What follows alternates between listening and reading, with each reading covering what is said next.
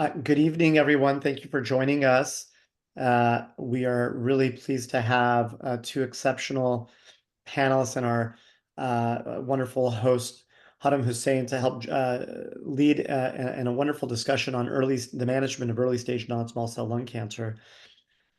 Joining Dr. Husain in this discussion are Dr. Joel Neal, medical oncologist, professor of medicine at Stanford and focusing his research in thoracic oncology, and Dr. Josh Boys, a thoracic surgeon at UC San Diego, who I hear is going to be participating within or just outside the OR. So thank you all for joining, and we can get started.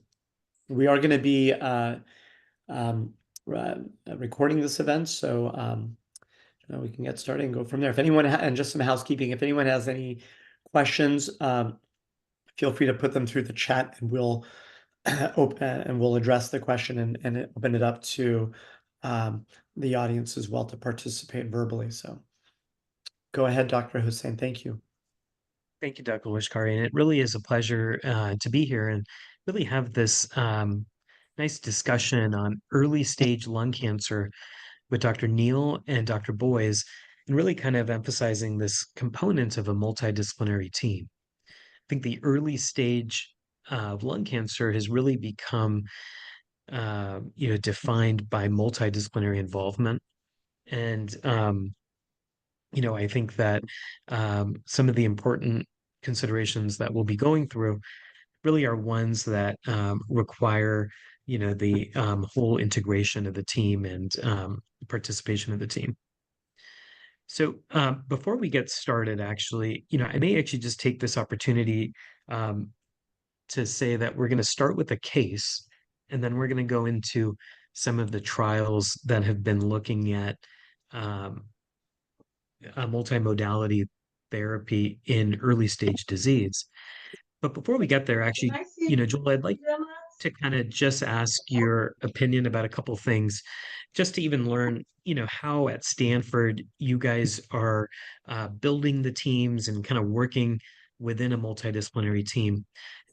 Do you mind actually just kind of sharing a little bit of your experience around how is there a multidisciplinary clinic that patients come into? How are patients referred between pulmonary, thoracic surgery, and medical oncology? Are all patients with early stage disease seeing all of the providers? Do you mind just describing kind of how the structure and logistics work in your practice? Sure, happy to. At least from my vantage point, because sometimes I don't see all of the operations that happen with the earliest stage tumors.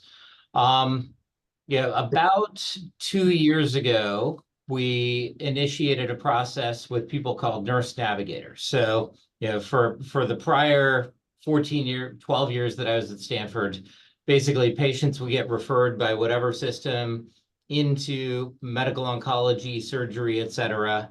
A new patient coordinator who is not a medically trained person who just learns on the job would kind of say, oh, does it look like they should go to surgery or medical oncology or radiation oncology, and kind of assign them. About 2 years ago, the hospital said the system isn't working great because they're not clinically trained people. So took some of our seasoned nurse coordinators and made them nurse navigators to be the intake person for patients coming into the lung cancer system. So those, the referrals that come in can be from pulmonologists, from outside referring doctors, from anywhere else. The nurse navigators kind of looks at them and says, what do they need? What's their probable stage? Are they missing any of the big parts of workup that need to be kind of ordered before the visit? And anybody who looks potentially surgically resectable generally sees the surgeon first, because the surgeons, we have a lot of capacity. Some of our surgeons will see a dozen new patients a day. I struggle with 3 sometimes, and not on a routine basis. So, they'll often see a surgeon first, and then the surgeon will, if needed, say, okay, let's coordinate with a medical oncologist, or this doesn't seem like a surgical patient. Let's go back to, tumor board. Our multidisciplinary tumor board is where we all get together once a week to discuss. That's a 1-hour time frame. We can discuss somewhere between 16 and 25 patients in an hour. So kind of one patient, one question. We're not going through the whole case history. 30 seconds of what's going on. Look at the radiology, look at the pathology, who should be involved in their care, and then coordinating later. So we try to talk about a lot of patients at the multidisciplinary tumor board, but we don't really have like a multi-D clinic where all of us are hanging around ready to see the patients. No, that's super helpful. So it sounds like every patient, every new patient is discussed in a multidisciplinary setting. Is that true within each weekly No, tumor board? no. So the ones that seem to need more than one aspect of care, right? The ones that like a single provider can't take care of. So if I see somebody with metastatic stage 4 lung cancer and I know how to treat them, I treat them. If a surgeon sees somebody with a 1 centimeter tumor and wants to do a lobectomy, they do a lobectomy. It's the ones where, we think that we need to involve each other's care and talking about it in an open forum that we bring them to tumor board.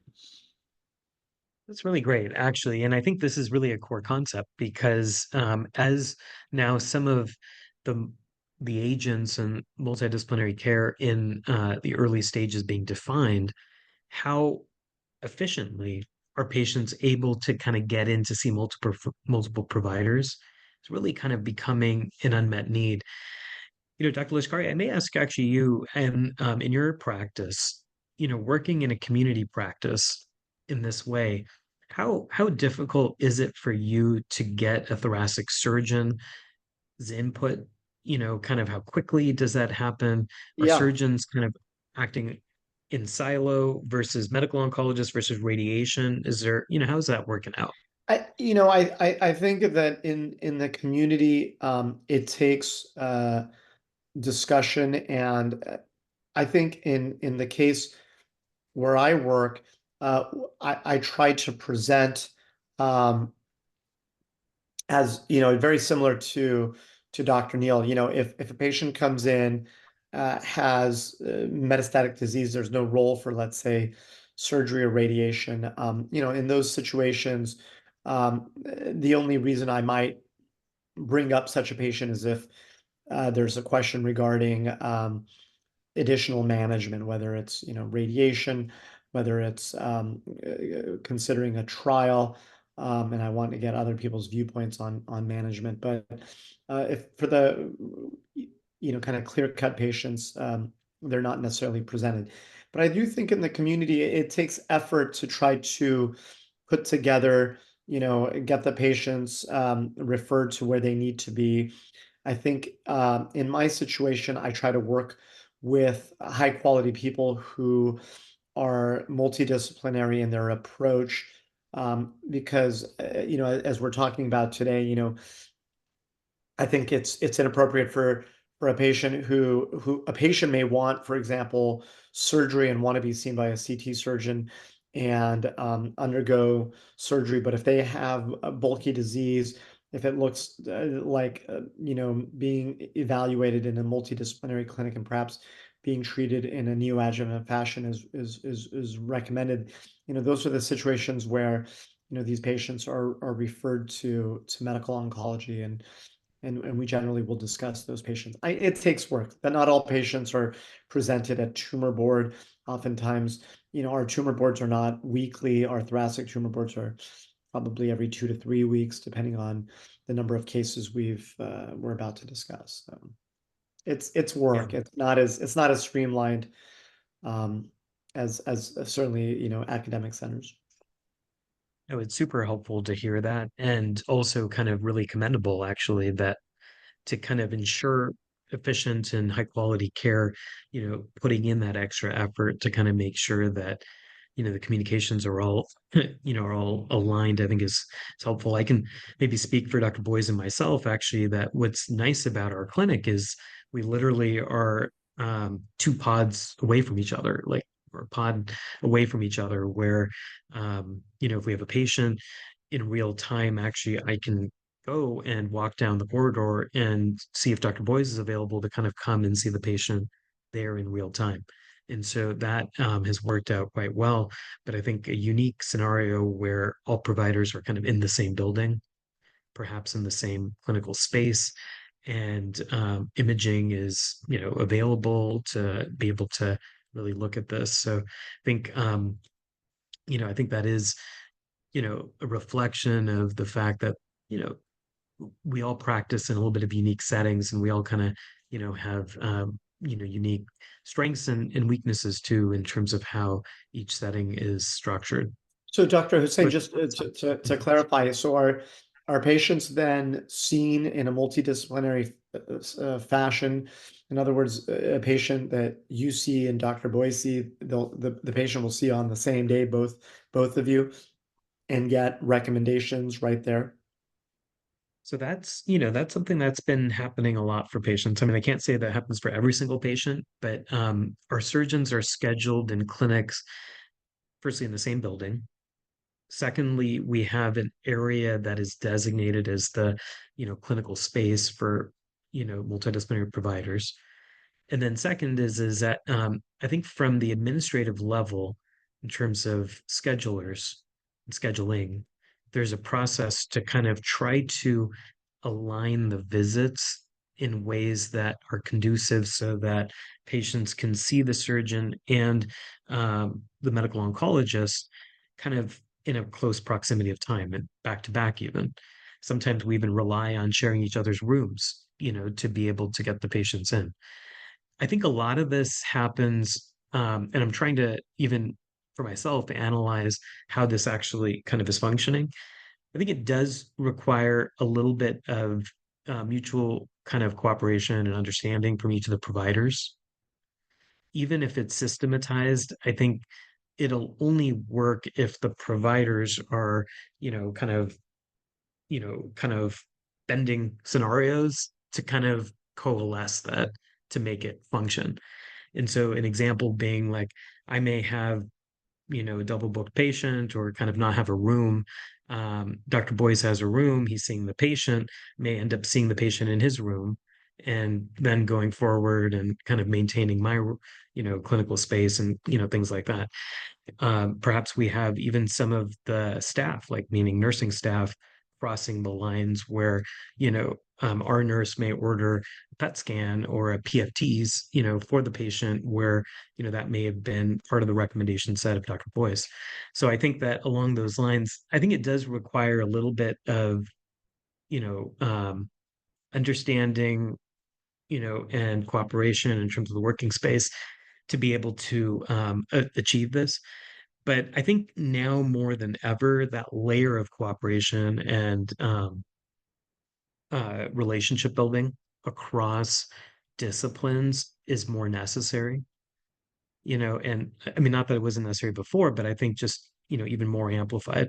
I will say that in my practice, I've noticed that even the numbers of early stage patients that I have now, so much higher than I did 5 years ago, dramatically higher. If I were to say if there's any growth in my practice in terms of just the subsets of lung cancer or kind of dynamics, it's really been how the early stage has blossomed and grown, where I now have a quite sizable population of patients that are in this category. I may actually ask Dr. Neal, in your perspective, I mean, how has it functioned at Stanford? Like, do you feel there's any dynamics in your practice where you are seeing a lot more of certain types, like maybe even early stage, kind of compared to previous? Like, how are you guys thinking about that or viewing how the flow of the practice is also kind of functioning? Yeah, I mean, historically, the vast majority of the patients who would go to surgery, and we probably not unlike Southern California, have a fair number of patients who had an incidental nodule found on a CT scan. Might be small, might be even ground glassy, might be questionable whether we could watch it for a while, and eventually we decide to take it out. So all of those patients don't really need to see me. They haven't historically, and I don't have a problem with that. I think that if they recur, sure, I'm happy to help, but the cure rate's probably 95% or higher in those early stage ground glass. A lot of them tend to be EGFR mutant lung cancers, interestingly, too. As we get to bigger tumors, though, I think we're entering an era where we do want to have more discussions with the surgeons up front. I can't help but see the case presentation and have been reading over it that you're presenting. But, when we get to a 6 centimeter tumor, we start to see lymph node positivity. We're all wondering now, with the right tools and neoadjuvant therapy options, like should we be giving more neoadjuvant therapy? And I think there's more of a role for medical oncologists to be involved earlier than I have been historically in that process, and not just see the patient after surgery was done. And that's for the internal patients. Now, we also get some patients who like got surgery somewhere else, and then they need a referral, and those we have a lot less control over how they flow through the process. But I am, I think, generally seeing more earlier stage patients than I historically have. Part of that is because I have some clinical trials open for solid 1 centimeter and bigger tumors for molecular residual disease testing. I'm not trying to advertise, don't worry. But I just have these open. So I'm seeing patients that historically we told the surgeons, like, send them if they're 4 centimeter or bigger, or they really, really want to talk to us, or they have lymph node positivity. And I think we're starting to see more of a discussion earlier about non-small cell lung cancer. Perfect. So maybe that's a great segue. And so we'll kind of go into this case actually now. Dr. Boyce, did you want to make a comment as well? Yeah, I mean, I agree with you. I mean, I think doing the multidisciplinary clinic is super helpful to be doing it that way, just because it just moves things along so much faster for patients, particularly ones that are coming from, multiple hours away. And may I ask, actually, Dr. Boyce, from a surgeon's perspective, how helpful is it as a surgeon to get the input of, say, a medical oncologist or, radiologist or pathologist or some, kind of, is it something where, has that been part of the culture, kind of really asking the medical oncologist in real time early up front, something that you've adapted into and kind of grown into? Like, how would you kind of just, and among your mentors or even kind of people and peers, how has that evolved in terms of collaboration between medical oncology and such? Yeah, I mean, I think the more we start looking into like the genomics, particularly with like the neoadjuvant, as the neoadjuvant therapy gets shorter and shorter as far as going earlier and earlier stage, it's really valuable to be having that collaboration, and particularly because like even amongst some of the oncologists, we have different, people who favor different genomic tests, and so being able to talk individually is really helpful there, to figure out which ones they want to get. And certainly with radiation oncology and radiology as well, because sometimes they see things that you don't see as a surgeon on the initial scan. Yeah. Well, thank you so much, actually. And now we'll go into the case. I think one of the things that really in real time is essential is this question of resectability. And I think we'll kind of dissect this, kind of through the case.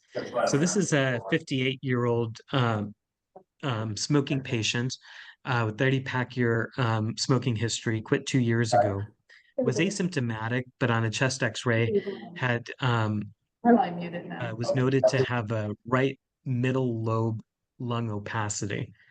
And so had a CT scan. This ended up being a approximately 6 centimeter mass in the right lung. There was no signs of lymph node involvement and enlargement. Had a PET scan with no FGG uptake in the lymph nodes or elsewhere. So had a bronchoscopy, revealed adenocarcinoma. EBIS was done, also negative for lymph node involvement.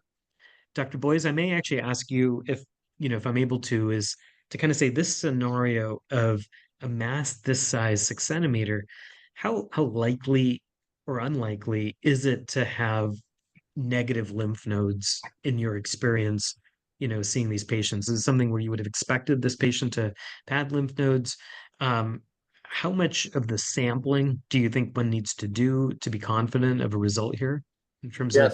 Certainly over 3 centimeters, you should be doing like mediastinal staging and probably getting an N1 node, whether that's EBIS or with the mediastinoscope. I think that's really important over 3 centimeters. I mean, everybody should have a cutoff. Some people use 2. So that's super important to do. And then I think the high likelihood of a 6 centimeter lesion having a positive node is really high. And so making sure you're doing those things is really prudent, because you don't want to miss an opportunity to give neoadjuvant therapy, I think, if they have Okay, very helpful. And may I ask actually another question, just from your experience here, is if you have a negative PET scan, in this type of scenario, how, what are your thoughts about that? And is it enough to kind of be okay with just going along with the PET scan? No, I mean, a 6 Well, centimeter lesion should have formal mediastinal staging, number one. mhm. Okay. Um, and number two, even if the pet's negative, probably 15 to 20% of the time, even in stage ones, you'll find an incidental nodule that's positive, or a node that's positive with micrometastasis. Okay. If you don't mind also maybe just telling us a little bit about your experience with the EBIS and such is, sometimes we get pathology reports and, we may have like one or two lymph node sample. In your experience, is there any standard around number of lymph nodes to be sampled, adequacy of contralateral nodes sampled? What level of detail should we be thinking about or asking about among, patients who are going for EBIS? I mean, they should be hitting all the mediastinal stations in at least one N1. Mhm. However, sometimes if they don't at least sample it, if they don't actually sample it, then they need to at least be commenting on it in the report, saying that it was less than 5 millimeters in Okay. size, and it looked benign. Okay. No, that's actually helpful to know that even the commentary of characteristics of how it looks, are things that we should be watching and looking for in the reports. Okay. Well, good. Well, now just to move forward. So this patient ended up, having the biopsy was negative. Then actually, meaning the lymph nodes, on the biopsied specimen, genomic testing was done. Joel, actually, I may actually ask you about this, is that at Stanford, firstly, what type of genomic testing are you doing for the early stage patients? What genes and how are Yep. you guys looking at that? Yeah, so of course, what happens is we get the histology, pathology back first. We get the PD-L1 expression basically together with the diagnosis of non-small cell lung cancer. And then we got to wait to figure out what the molecular is. So we're still doing rapid EGFR testing on selected samples, but I think more often we're sending them for in-house NGS, which takes 3 or 4 weeks for a full DNA testing. We do ALK and Ross fish. It's for historical purposes. I haven't revised it yet. Don't judge me. But we ideally, in the ideal world, I'd have like a 1 to 2 week turnaround of in-house DNA next-gen sequencing. And I'd probably do RNA fusion testing, which we also have in-house on not a small number of these samples. I've been testing kind of 1 centimeter and over solid non-small cell lung cancers for a decade or more because we've had clinical trials in the adjuvant EGFR space. We found it helpful if they recur, like in the brain years later, like we already know what the status is. So we've been doing at minimum EGFR testing, and oftentimes it's easier to just do like all the testing than it is to pick certain markers. So I'm a big proponent of full genomic testing at the beginning. Yeah, maybe not for the tiny ground glass opacities. Got a patient who had like a 6 millimeter ground glass barely cancer. It was ALK positive, like sees me every year. I'm like, I don't think your cancer is going to come back. I think you're good. I don't even know why they did ALK testing on it. But when it's not a small risk of recurrence, I think it's worth having all the information up front because it tells me what are the targeted therapy options, and also like what's my excitement and enthusiasm over using immunotherapy versus the risk. No, super helpful. I may actually ask you in clinic today, there were a few patients that I saw kind of in this category of um, tumors that were resected that were greater than 1 centimeter, but less than 4 centimeters. So may I ask, actually, it sounds like in your practice, you are testing all of the patients greater than 1 centimeter.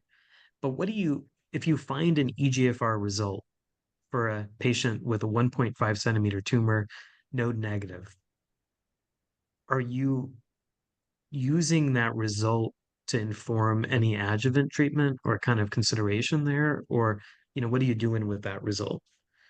To dive a little bit into data, we've all seen the ADORA study, which is adjuvant osimertinib for 3 years versus placebo. Significant disease-free survival benefit in all stages. They actually had the cutoff at 3.1 centimeters because that's where the earlier stage was. So 3.1 centimeters, I do feel like there's an approval for given OC and testing in that. Less than that, I've got an adjuvant study that's for clinical research. That's the 1 to 4 centimeter tumor patients not supposed to get any other therapy, where I'm doing MRD testing and kind of looking at tumor informed and then what's in their blood. If they have EGFR, I'm not very excited about doing that study because the therapy that we're using is currently immunotherapy, basically giving more immunotherapy to early stage patients. So I'm doing the testing. I'm curious.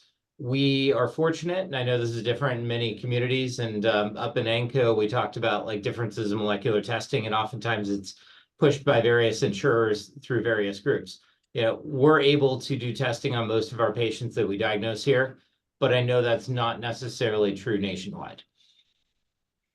So another question that I have is, like, let's just say that you find a 1.5 centimeter adenocarcinoma node negative, but then there's like a little nodule, either in a different lobe of the lung or on the contralateral, kind of lung or something.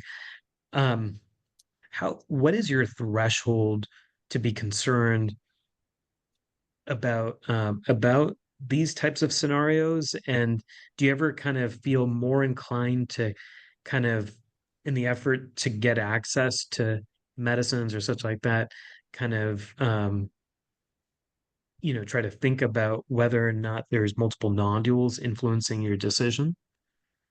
I think, yeah, I think one way to really put a point on that question is, say somebody's got a tumor, but then they have, question of little tiny non-specific nodules elsewhere. Do we know whether it's metastatic? Because that's certainly a common pattern of metastasis. And if that patient has EGFR mutant lung cancer, I can make a case for saying, let's just try the therapy like as if it was metastatic and see how it goes. Rather than going initially to surgery and then finding like tumor microliths through every part of every lobe that was resected, which I've certainly seen before. So it's, I think these are the cases that we really enjoy discussing at Tumor Board, because we have the surgeons, the radiologists, the nuclear medicine, the pathologists if we have tissue, radiation oncologists, a few medical oncologists to all give disparate opinions. Those are the sorts of cases like, should we go straight to surgery or do we need to try something else first, that are really fun to discuss? And we could do mock Tumor Board all night long. And Joel, in your experience, actually kind of having seen some of these types of cases, and maybe your personal opinion on the matter, if you were to make that decision of saying, if you had some small little nodules, indeterminate, but you knew that the patient had a 1.5 centimeter node negative, for sure, adenocarcinoma that was EGFR mutant, would you opt to give that patient, say, an adjuvant EGFR TKI type of strategy with osimertinib? Or just kind of pinning you down on that decision? Would you do that, or would you hold off and continue to observe the patient? Got to see the images. I run our Tumor Board. It's super fun. And I give people 3 minutes per patient because we get through 20 in an hour. Another thing that, sometimes you could do is ask a surgeon, like, if there's a nodule close to the outside, can you nip that and see whether it looks like a tumor? But it's a big deal to go to surgery if you're not going to actually go through a surgery. So maybe, and a 1.5 centimeter and a couple of nodules, but I have to see the nodules. Now, the nodules are not nodules, right? If they're little tiny miliary, like I think I see a lot more and I do a better CT and I keep seeing more of them, that's EGFR mutant lung cancer that's spread. Other patients, I've had patients who are diagnosed with like metastatic EGFR mutant lung cancer, got surgery for part of it, and then they had 4 or 5 other things, which had all been there for a few years and all had totally different natural histories. I'm like, those are 4 different cancers. So you kind of have to look at the natural history, what the information is available, how they look. And, this is, one of the fun parts about tumor board is discussing all of that. And I may actually ask Dr. Boyes, actually, your perspective here. I know that there's been many cases that we've looked through kind of where we think we have asynchronous primaries or kind of considerations. I recall a case actually where, we had a patient with KRAS G12C, and each multiple lesion kind of by radiology was thought to kind of be somewhat radiologically different. And even under surgery, there were pathologically different characteristics that were seen. From your perspective, Dr. Boyes, how do you view the concept of multiple primaries, or kind of whether or not they're spread or kind of similar, kind of upstaging the patient? Yeah, I mean, I think a lot of it, oftentimes we'll do the EBIS, or the mediastinal staging. And if the nodes are negative, then we assume that there are two separate primaries, give them the benefit of the doubt. Unless our pathologist can really say 100% that like these are morphologically and genetically, if they do the genomics on it. But generally we give them the benefit of the doubt after the meet if they have two spots on either side. Okay. So yeah, so that explains the contralateral. What about if they're ipsilateral on the same, same side? Yeah, some of it, if you can't get a biopsy on it, again, it kind of looks at the whole gamut of the morphology. If you certainly have a biopsy on it and they say these look, metastatic, and again, I think what someone else was saying, you got to take the whole thing into consideration. How does the primary look? Does it look like a microsatellite? Does it actually look like a true met?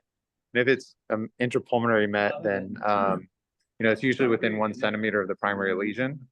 If it's another GGO or the two GGOs in one in each lobe, then I think it's pretty safe to say they're probably two separate primaries. Super helpful. Well, thank you. Well, just moving forward, the patient did have PD-L1 that was high expression. Patient had PFTs done. And Dr. Boyes, I may actually ask you, when you look at a PFTs, which are the criteria that you're looking at, and kind of what do you want to see on the PFTs to judge eligibility for surgery?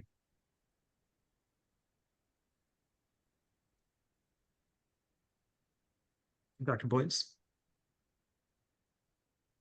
I think we may have lost him actually there, but I do think actually that one of the things Hey, that I was we just saying the PFTs are about 6% per segment. So as long as the PFTs are over 40% on the post-operative predictive, then it's generally safe to proceed with surgery for FEV1 and DLCO. Yeah. No, thanks for sharing that with us. I think that was a very useful primer on just being able to interpret the PFTs. And what about the DLCO as well? Same for both of those. Yeah. DLCO over 40% on the post-operative predicted. All right. Well, great. So this patient ended up having a T3 N0 lesion. So Dr. Boyes, I may actually ask you, under this circumstance, 6-centimeter lesion, lymph node negative, what is your thought process about taking the patient to surgery off the bat versus a consideration for neoadjuvant treatment? Yeah, I mean, I think if they can tolerate surgery up front in our institution, if they're node negative, we generally prefer that if it's really well within the lobe.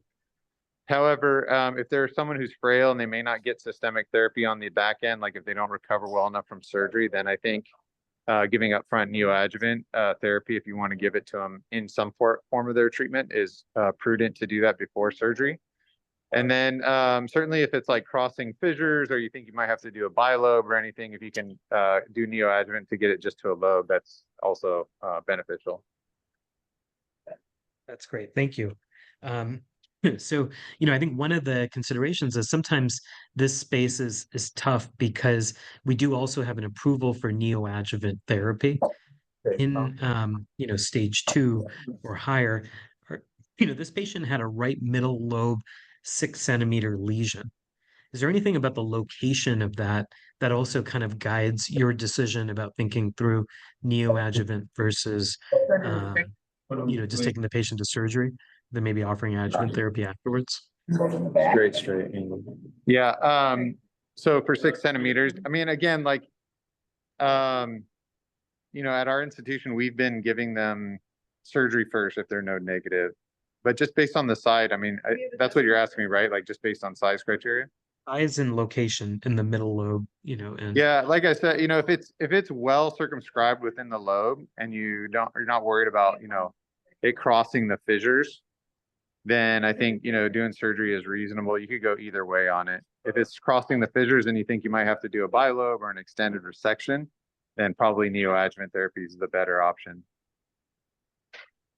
well, thank you, Dr. Boyes, and sorry to hopefully not interrupting too much over there. No, you're doing But good. okay. Oh yeah, let us know if there's anything that, one I'm one other curious, I'm curious if I might ask, Dr. Boyes, you said, sometimes you can reduce the size of the tumor enough to not do a bilobectomy. Like, do you expect that? I mean, do you anticipate that? Or are you just sort of saying like, I'll probably have to do a bilobectomy, but there's a chance that it might be less surgery? Because, the neoadjuvant, we don't find that it makes patients more resectable, but a bilobectomy isn't that big a deal, probably.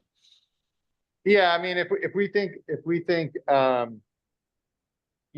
they can get a bilobectomy, depending on their preoperative PFTs and everything, is certainly reasonable surgery. But we find that if it's just like crossing the fissure and you can get it a little smaller, and we find that it's helpful. Was that your question? Yeah, yeah. Josh, I may actually extend upon that and saying that under which circumstances do you do a segment, and how do you view kind of say, the decision to do a segmentectomy versus lobectomy under these types of considerations? Yeah, I mean, anything that's I'm very strict on the guidelines. So, 2 centimeters in the peripheral third of the lung, you can do a sublobar or a segment, and then anything over that, should be getting a lobe or a multi-segment surgery. That's helpful. Okay. Well, good. Any other questions, Dr. Neal or Dr. Lashkari, kind of about, some of the surgical principles?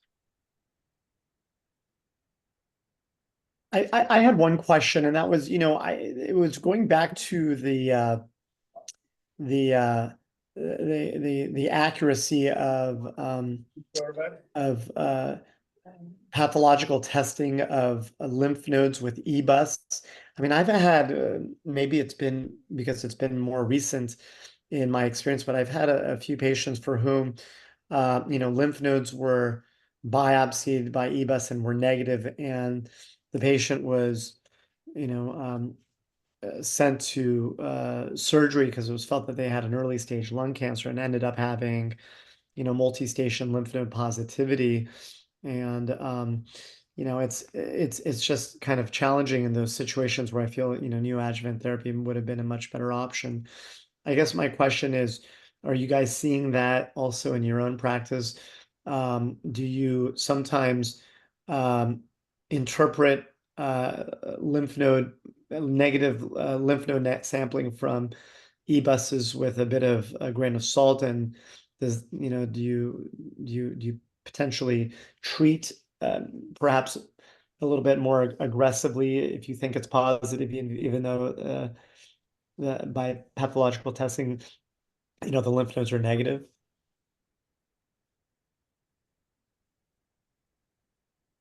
Yeah, I think from my perspective, actually, I would say that, I do think that if one, even if has a lymph node pathologically negative, but, as Dr. Boyes has mentioned, kind of morphological characteristics that look suspicious, perhaps enlarged or, or such, actually, I think, I would still err on the side of considering a neoadjuvant approach. And then, seeing on surgical resection, kind of what that would look like. Dr. Neal, what do you think about that? Actually, if you had a patient that was node negative, but maybe there was something that was a little bit unclear, how would you judge that decision about neoadjuvant versus? So, Despite the new approvals of neoadjuvant, I can't say that I've done it much so far. I've, maybe had 3 patients so far. Each of them required quite a discussion of, what's the likelihood of surgery now? Hopefully near 100% of resectability. What are we gaining by neoadjuvant? Usually it's been N2 positive known patients. N1 I'm borderline on. N0 for a big tumor, I'd probably think about it too. But, in our system, it's just as easy to say, like, go ahead, get surgery, and then we'll give similar treatment later rather than doing the neoadjuvant. I don't think we have good data comparing the neoadjuvant chemoimmunotherapy approach to the adjuvant chemoimmunotherapy approach for the patients, especially the earlier stage patients. So suffice it to say, most of our surgeons, when they do a surgical resection, will do mediastinal nodal dissection. At that time, of course, ipsilateral side only. And we're getting cytology on those. And as long as those are negative, then they'll usually proceed to the lobectomy. If there's only one node incidentally positive, and we thought it was all going to be negative, like an incidental N2 node or something like that, they'll usually still proceed to a lobectomy. So we're not often doing EBUS or EUS ahead of time.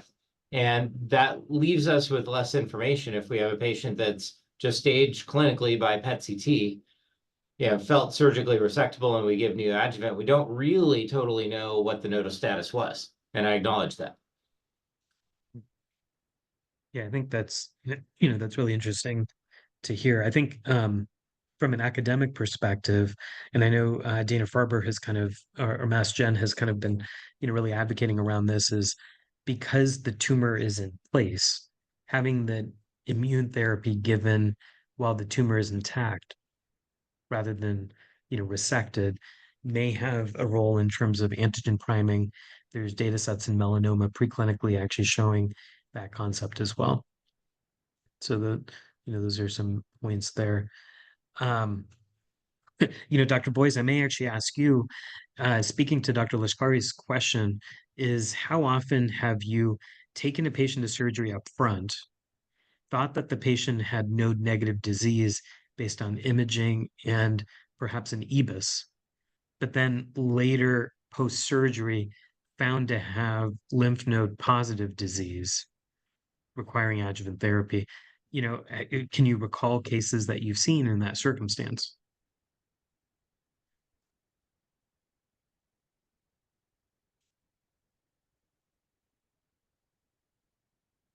I think you may be on mute.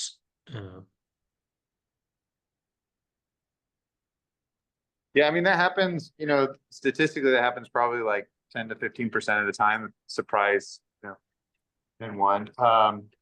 One of the things we've been trying to do is, even sometimes do a single anesthesia event where you do the people coming from far away for us, where we'll do the EBUS, and we'll work very closely with IP so that like our flow is really good. So we can do even like diagnostic biopsy, EBUS, and the lobe in 2 to 3 hours, from start to finish. So, I think as we get more information and like, again, the neoadjuvant space probably moves forward and earlier as we identify those patients who are going to use it, coming up with ways where you can, figure that out and get more information earlier, I think is important.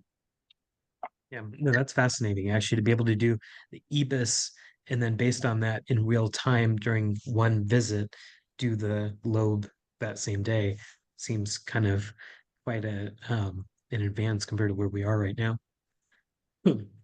So just to kind of end this and kind of discuss a little bit more, I wanted to kind of just discuss where are we at now with all this information. So genomic testing is integrated into the early stage based on FDA approvals with EGFR and ALK. First, actually, with osimertinib. We can see over here that FDA granted osimertinib FDA approval December of 2020 based on primary endpoint, which was disease-free survival for exon 19 deletion and L858R. It's 3 years of adjuvant osimertinib plus minus adjuvant chemotherapy based on the trial design. Then we can see the the median DFS 0.27, signifying a 73% reduction in the risk of disease progression or death in the cohort that received osimertinib. Furthermore, we saw an overall survival benefit. It was ASCO 2023. And some key points there is that the hazard ratio was 0.49 in patients with stage 2 to 3A. And when you include stage 1B, it was also in that range of benefit, hazard ratio 0.49. I want to kind of just take a quick step over here and say, Joel, today actually in clinic, I saw an early stage patient who, was found to have a G719 mutation, EGFR G719. Would you give that patient consideration for osimertinib in this circumstance, or would you kind of follow the label, FDA approval based on exon 19 deletion and L858R? I'm glad you threw the word consideration into your question. When anybody asks, would I consider something? I'm like, we consider a lot of things. I've had a few. I've had a few of the atypical EGFR mutations. We just don't know. I mean, when we see in the metastatic setting, most of these less common EGFR mutations. So the 861Q is not infrequent, and I've seen that. And technically, that's an exon 21 also. The exon 18 mutations, certainly, they all seem to have a little less sensitivity to osimertinib overall. So, OC, whatever we expect from exon 19 and maybe L858R, we get about half that performance in the metastatic setting. So I'm guessing there's less benefit. I don't know if there's zero benefit. And for those patients, I've had a couple of them lately, and I just keep scratching my head. It's like really high risk, stage 3, node positive. I might just say, let's go ahead and do it. And I think I've done it for one of the patients. For other patients, I've had 2 lately of EGFR exon 19 insertions. I'm like I've seen 3 of those in my career, and now I have 2 post-surgery. It's super weird. Wow. We don't know. We just don't know. I think this is one of those roles, just to come back to the idea of like MRD testing. Yeah, I think eventually 3 years is going to be either too much or too little for every single patient. So, there's some patients that were cured already. Why are we giving them 3 years? And if you look, I think about 50% of the patients actually come off after a year. So we see all these effects, even though they can't sustain the treatment for 3 years. And more than half of mine dose reduce, even though they don't in the metastatic setting. So the long-winded answer is, I really don't know. I want to give them something. I'm not sure if I give them osimertinib sooner rather than later, it is really going to be promoting an overall survival benefit the same way that it does for the classical mutations. And I've increasingly pondered and occasionally ordered some of these serial MRD tests to be done every 6 months. And if it ever turns positive, I'm giving a TKI and I'm never stopping. Yeah, because it's micrometastatic disease. I think it's a super important point, and I think perhaps also relevant to mention that in the multidisciplinary team, kind of there may be a consideration that maybe all EGFR mutations are the same, but I think really kind of the education around the fact that the type of EGFR mutation is super critical, and the FDA approved label is just really for the exon 19 deletion and the L858R right now. So a key point there. So we now also have an FDA approval for ALK. This is based on the ALINA study where alectinib was given, and also based on a disease-free survival. I think a key point here is that in the ADORA study with osimertinib for EGFR, the randomization was after the decision had been made for chemotherapy or not. And so, in this study, ALINA, the actual control arm was chemotherapy. In the targeted therapy was directly compared to adjuvant chemotherapy. And again, we saw pretty dramatic improvement in disease-free survival, hazard ratio 0.24. Overall survival is immature. interesting point was in the ADORA study, the ADORA began enrolling patients in 2015 and reported OS 8 years later in 2023. So now, it took 8 years to get overall survival. Question is that Alina began enrolling in 2018.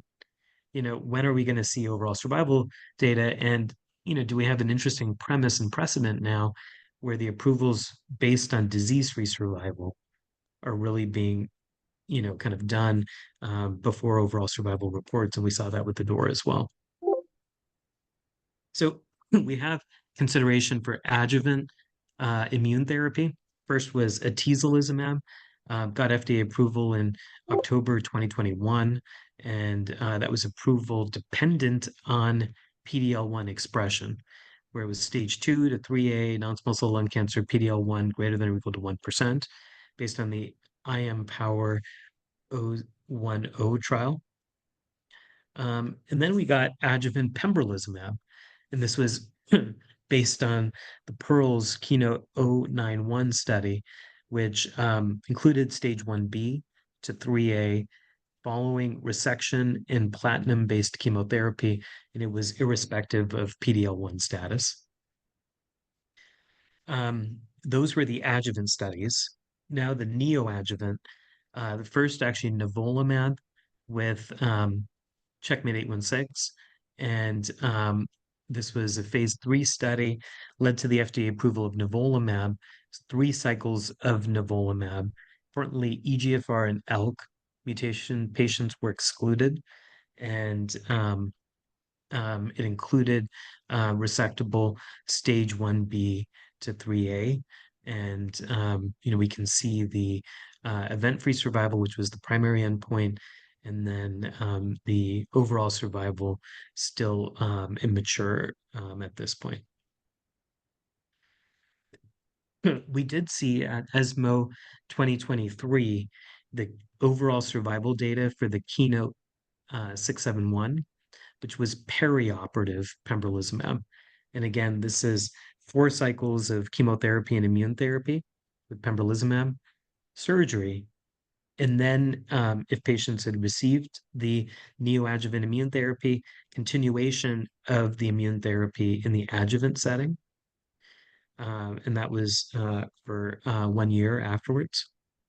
We saw an overall survival benefit, and this is shown over here with with the overall survival demonstrated, improved, and some key points around the fact that across subgroups we saw improvements in outcomes, whether it be event-free survival noted here. I don't know if I could say this, but I put a patient on that study who ended up with ALK positive lung cancer and doesn't work very well in ALK positive lung cancer. I highly recommend Alina instead. Yeah. And actually, Joel, I may actually ask you about this. Firstly, have you had experience using this regimen outside of trial for standard of care? And then second question is that under what circumstances and do you follow the adjuvant administration of the IO? And does that kind of influence you about how to pick the neoadjuvant or structure the therapy accordingly? Yeah, so I would say this is sort of my go-to regimen because it's so familiar to us from the stage 4 setting in terms of therapy. We give cisplatin instead of carboplatin, but that's easy. And, just today, I think I saw 2 people who are on the long-term follow-up pembrolizumab part. I haven't seen any path CRs. That's the group where you might be able to dose de-escalate and not offer pembrolizumab for a while. But I think following the regimen, unless they're having a lot of toxicity or other problems, makes sense. One of my adjuvant patients today got thyroiditis, which is burning out and turning into hypothyroidism, and is about to leave for another country for 6 weeks. And I'm like, these are all things that people do in the real world, right? It's not as perfect as on the trial. So I decided I gave a dose of pembro adjuvant. Let me hold off on the next one. We'll catch up later. I think one question that I always ask is there may be patients for whom continuing immunotherapy really has a benefit, like continuing to activate the immune system against the cancer. But there's also clearly tumors that are so sensitive and immune systems that are so poised that like a single dose ever is probably all we need to give to get the effect. So we don't really know about this when we give pembro up front with chemo, do we have to give pembro afterward? We don't know. Yeah. And that's going to be the subject of cooperative group clinical trials because it's a de-escalation question. Yeah. No, I think it's super important, and partly because, Dr. Boyce has, kind of welcomed and been a proponent for our integration of neoadjuvant IO. We've actually had a lot of experience with whether it be Checkmate 816 or Keynote 671. And I think, interesting things are that even with, say, like 3 cycles of chemo IO, we've seen pretty dramatic pathological responses in some patients. And I think the key is what you said is that pre-specifying which patients, understanding, kind of what are the predictive tools that will help us, how effective is PD-L1 as a biomarker, and such. If you recall, the case that we presented had a high PD-L1, even though node negative. Question is that, is there a role for neoadjuvant? Would meet criteria for neoadjuvant chemo IO and, with a large tumor. So, there's a lot of details there that I think help one, really think through the scenario. Pathological response. The most important thing to emphasize is just make sure you know the molecular before giving the neoadjuvant chemoimmunotherapy. I've had a couple of patients where I actually come in with the neoadjuvant chemo, and then I'm waiting for the molecular because it does take 3 to 4 weeks. And then when I get the molecular back, I'll add the immunotherapy with cycle 2. Mm-hmm. And at Stanford, are you guys getting the details about the depth of the pathological response? Like, do you get that on the pathology reports? How efficiently is that being presented? Yeah, I don't know. I haven't seen enough of them to really understand what the synoptic report is trying to convey to me on these. But I haven't seen anywhere they're like, no tumor seen anywhere that would be a path CR, right? And anything short of that is not all dead tumor.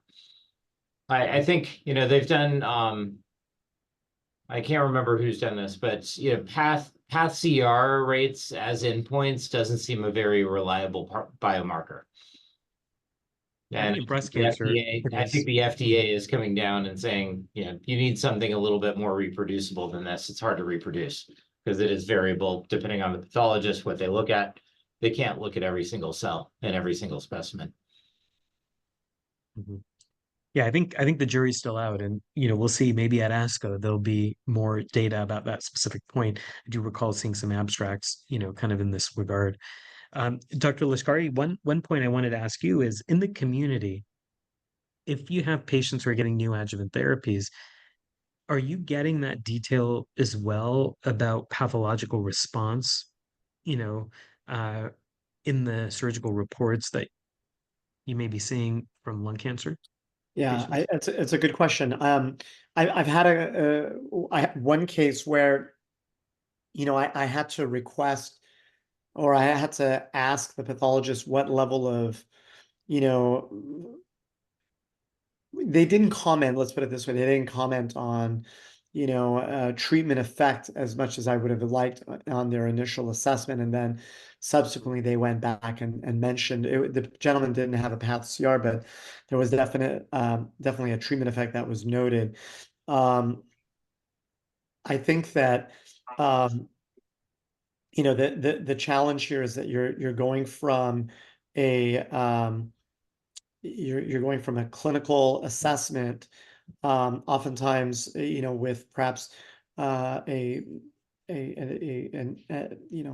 marginal kind of biopsy sampling, and then you're getting kind of a full detailed report. And sometimes, assessing the responses can be a little challenging, in terms of understanding how much of a benefit was truly seen. If you have a 4 centimeter mass on imaging and, the tumor is described as, 3.5 centimeters pathologically. I mean, how much of a response are you where did you see, in terms of shrinkage, maybe, so I think there's some challenges in trying to, really interpret the responses. I guess, ultimately you have to go with the data suggesting that there is, benefit incorporating these data. Although it's interesting, these data are all comparing neoadjuvant systemic therapies, which, prior to the arrival of immunotherapy with, let's say a platinum doublet, I don't know a lot of people who are giving, neoadjuvant therapy for patients going to surgery. I feel like this concept of neoadjuvant therapy was really kind of ushered in with checkpoint therapy added into systemic therapy, and it's I don't know if you guys have an opinion on that, but that's something that to me has always been a little bit of an interesting way of looking at the data.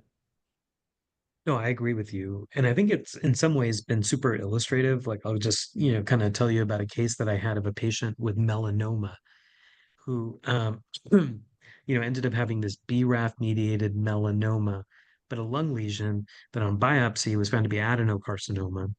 And so the strategy was, can we just remove the lung lesion and then we'll deal with the melanoma? Part of the melanoma treatment was neoadjuvant immune therapy. So Yeah. the patient ended up starting with the neoadjuvant immune therapy. In the meantime, got taken to surgery with the lung.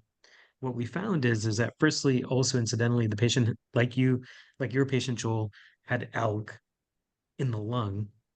And what we saw is that there was some necrosis in the tumor, even in the lung tumor. And that really kind of puzzled me because, I didn't expect to see any type of response. But we did see, and granted, it wasn't huge, but it was like maybe about a 15% necrosis in the tumor. So I think that, this concept of really working in this space of the early stage collaboration with the surgeons to kind of really understand what's going on, really, I think in some ways even helps us define or think through the late stage patients. So with that, actually just want to kind of, mention this last study, not currently FDA approved, but looked at perioperative durvalumab, also in resectable non-small cell lung cancer, 4 cycles. We can see right now the event-free survival noted and pathological response noted in the experimental arm with the durvalumab perioperatively. So with that, actually wanted to first thank you, Dr. Boyes, thank you so much for, kind of really juggling multiple things at once and being here to, kind of discuss with us. Dr. Neal, thank you so much for your insights and and experience. And Dr. Lashkari, thank you as Yeah. well, for sharing all of your experience as well, helping to navigate us in the early stage Yeah. setting. So I'll let you kind of close the meeting. Yeah. It's interesting. I feel like there's still so much more to talk about in terms of, as you guys touch on briefly, addressing on the back end, how much adjuvant therapy these patients may need if they've had a path CR, do they even need any?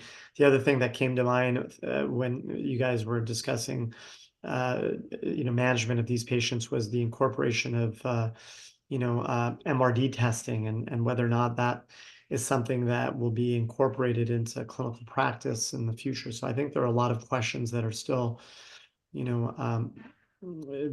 kind of lingering, and I think that's a good thing because that means that there will be hopefully studies that will answer these questions, these important questions. So thank you, Dr. Husain, for moderating this wonderful talk as always. And of course, Dr. Neal and Dr. Boyes, great to have you guys back, and have a wonderful ASCO, everyone, and we'll see you guys very soon. Thanks so much. Hopefully, Bye-bye. I'll see you soon too on another webinar. Thank you again. Yes. Take care, guys. Bye-bye.